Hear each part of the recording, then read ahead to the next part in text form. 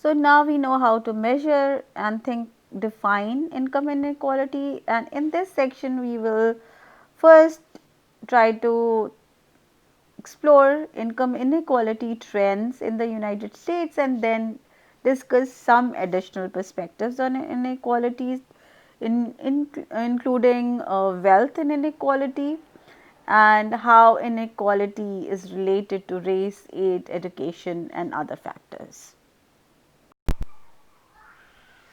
So, the graph here shows the Gini coefficient in the United States from 1967 to 2016, and this graph is also based on the US Census Bureau data, and we see that the Gini coefficient reached a record low of 0.386 in 1968, and after that the Gini coefficient increased in 39 to the next 48 years, and which essentially means that income inequality has generally increased in the United States since the late 1960s, because remember, Gini coefficient being 0 means absolute equality, and Gini coefficient being 1 means absolute inequality. So, Gini coefficient, low Gini coefficient is better for the economy, and we see that low Gini coefficient in the US economy has been only in 1968, and after that it has been constantly increasing. There is some dips in some places, but the overall trend of the Gini coefficient is increasing. So, the income inequality has increased in United States since 1960s, and the current inequality is similar to or higher than inequality levels in the 1920s. So, though there are no fixed data from the US Census Bureau about Gini coefficients before 1960s, but based on research, people have found that there was great level of inequality during the recession in 1920s and 1930s, and the data kind of shows us that the current inequality levels are similar to or even higher than the inequality levels that were prevalent in 1920s. Another graph which compares the income share of three high income groups in the United States, the top 10%, the top 1%, and top 0.1%, also shows that there has been great many changes since the earlier 20th century. So, after the Great Depression, the share of income going to which happened in 1920s and 1930s, the share of income going to the top income groups generally declined, suggesting that income inequality kind of decreased, because these are the top income groups in the United States, top 10%, top 1%, and top 0.1%. So, their income share kind of declined after the Great Depression in 1920s and 1930s, and their share of income went down, then meaning that there was the income inequality was decreasing. And we see that the share of income going to the top 10% remained low at around 32% from 1950s until early 1970s, and the share of income going to top 0.1% reached a low of less than 2% in early uh, 1970s. But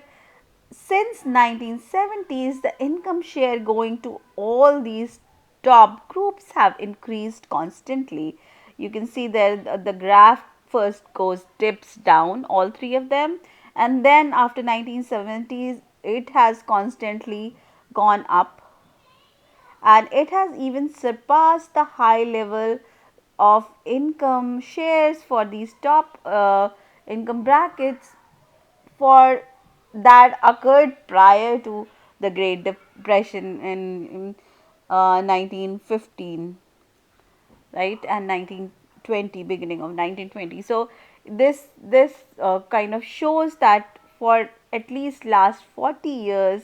the income share of top income groups in the United States have constantly increased, and which essentially means that the income inequality is essentially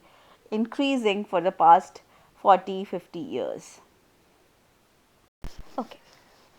So, Gini coefficients may also be calculated for the distribution of wealth rather than income, and this distribution of wealth depends on what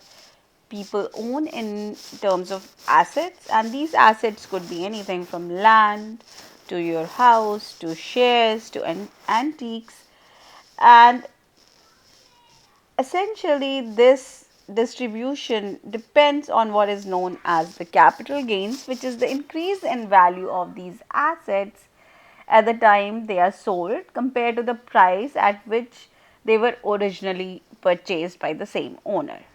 right? So if you have a house now, what will be its value 20 years from now when you sell it? And that increase in the value of that house is the capital gains that you get on that house. So for most people in the middle class, the equity that they have or the capital gains that they would ever get is from the house that they live in, and it is their most significant asset. And for most other people, especially lower income people, there is almost no net wealth. In fact, there can be negative net wealth, and this can happen because if your debts in terms of your housing mortgage or your car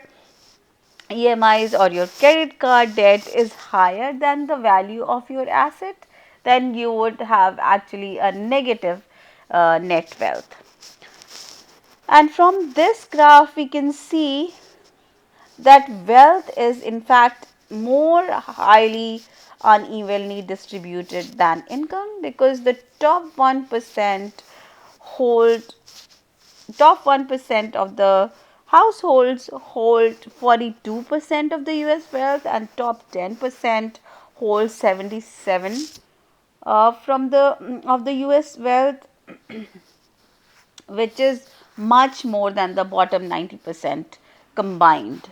right? Because bottom 90% only hold 23% of the wealth. So, and it is very, the wealth itself is very difficult to hard to measure, because much of the wealth is held in forms of what we said capital gains, which is unrealized. So a household realizes capital gains only when they sell the asset. When it sells the appreciated asset, then it gets the capital gains. If you have a share in the company, land or house, and you purchase that asset in terms of dollars, when you sell that back into the market and gain those extra dollars, that is the capital gain, and that is the wealth that you would be getting. So essentially wealth is very difficult to measure, but reasonable estimates of the US Gini coefficients for wealth have been made by both by the Census Bureau as well as by researchers, and they are in the neighborhood of 0.8, the Gini coefficient, which is significantly higher than the Gini coefficient of income inequality of 0.48. However, wealth inequality comes in picture not in terms of the real wealth inequality, but more often as how wealth inequality is thought of in the society,